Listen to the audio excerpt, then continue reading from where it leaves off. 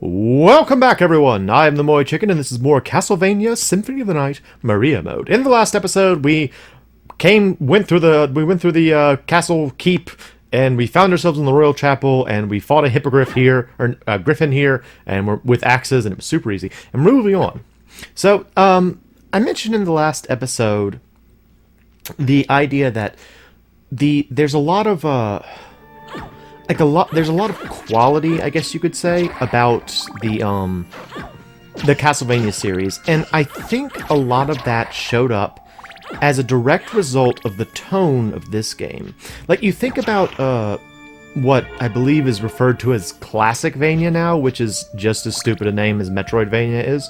But things like Castlevania 1, 2, and 3, Super Castlevania 4, Rondo of Blood, all of those, basically all the Castlevania games that came before this one. And, excuse me, they were pretty much just action games, honestly. There wasn't really a whole lot of finesse to them.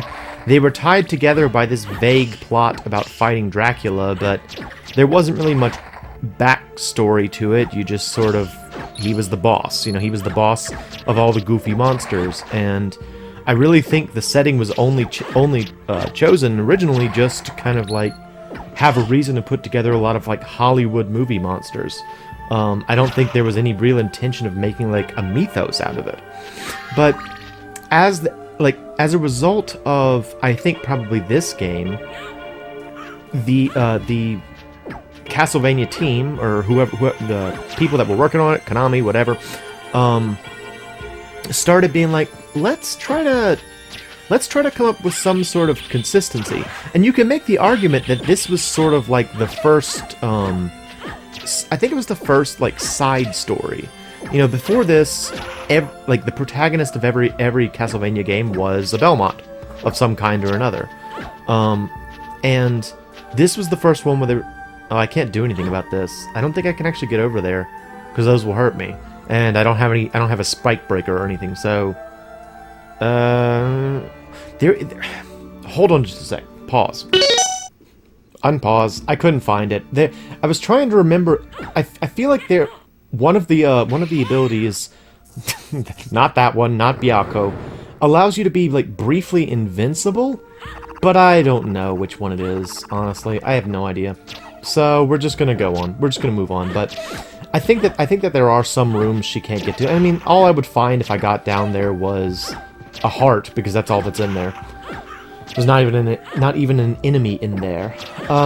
Anyway, yes. So the hero was always a Belmont. The closest you got to a non-Belmont was either Maria Reynard from Rondo of Blood, or Grant Dynasty. I love his name. I have to assume it was probably supposed to be Dynasty, but his name is definitely Grant Dynasty, which is hilarious. Anyway, Grant and Sypha Belnades, or Belnades, I want to say in the Can I do this yet? Can I break that? You have to break that like little guy. Let's see if I can I do it with Byakko? Let's do it. No. Okay. I'll have to come around the other way. Anyway, I want to say in the Netflix series, they pronounced it like Belnades or something. I really don't know how it's supposed to be pronounced, so that works as well as any. But, yeah, they were there, but they were kind of like, they were side characters. They weren't as important. They weren't like the hero. And then in this one, they were sort of like, well, I always loved that. If you get close to these guys, they get super scared. It's kind of adorable, Kick. But yeah, but it was always a Belmont of some kind. It was Simon, or Christopher, or Trevor, or Richter, just some Belmont, somebody with a whip. And then in this one, they're like, what else can we do? Because I would not be surprised, like, I can't say for sure if it's the case, but I would not be surprised if, when they made this one, they were told, it's like, okay, you can make a Castlevania game that's like a side story, and you can just do whatever you want with it. We'll make the real Castlevania game a year or so from now. And they made this, and it was way more popular than they could have imagined, I have to assume. And as a result of that, the designers of Castlevania games started being more open about the idea of having, like, other protagonists. You know, you had Alucard, and then later on you had... Well, okay, hang on, back up. There is Castlevania Bloodlines, so we do have John Morris and Eric Picard. So that's not technically a Belmont, but I want to say that in Bloodlines, it says that, like, he's related to the Belmonts, which I don't think is correct, but it does say that, I want to say. So, there is that. Anyway, the point is, they started branching out a little bit more, and we had characters like John and Charlotte, or Jonathan Morris and Charlotte, and we had Shanoa, and, like, it just became more acceptable to have other people fighting Dracula, and I think that's cool. So, I'm happy about that. I'm glad that they kind of opened up the door for new people to be vampire hunters and to fight Dracula. And I can't go this way either! Dang it! I thought the switch was on this side. Urgh. It's annoying. Oh, so those were I believe those were both entrances to the no, one of those leads to Aurochs's chambers. Yeah, so one leads to Aurochs's chambers, the upper one does, and the lower one leads to the Colosseum, which we have also not been to yet. But we will go there later. For now, we are going down the giant staircase. I want to say that one of the Castlevania games has, like, an entire level, an entire stage of the castle that is just called the Grand Staircase. And I remember thinking that's kind of odd. That there's a level that's just called the Grand Staircase. Mostly because, like, while I get the idea that there was a Grand Staircase there, it also feels like lots of Castlevania stuff has grand staircases, and it's not a problem. Also, I always love doing this.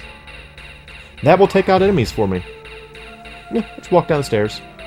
Unfortunately, I'll walk a little bit faster than it, but yeah, it'll kill everything for you. Easy peasy. I mean, you have to wait for it, but you can just watch it. Watch it roll over your enemies. And it never gets defeated. It'll keep going.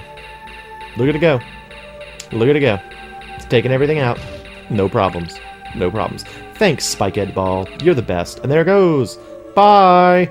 So now I gotta go back and, and fill in the map, as is my want. Now here's something kind of interesting. You look back there, you can see that there's not really anything back there. It's just kind of, empty space with clouds. I want to say, in the PlayStation version, there are, like, fir trees out there.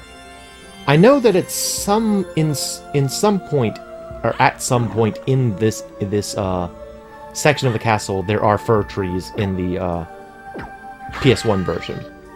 But in this one, they're not there. And all I can assume is that, once again, it's some sort of graphical limitation.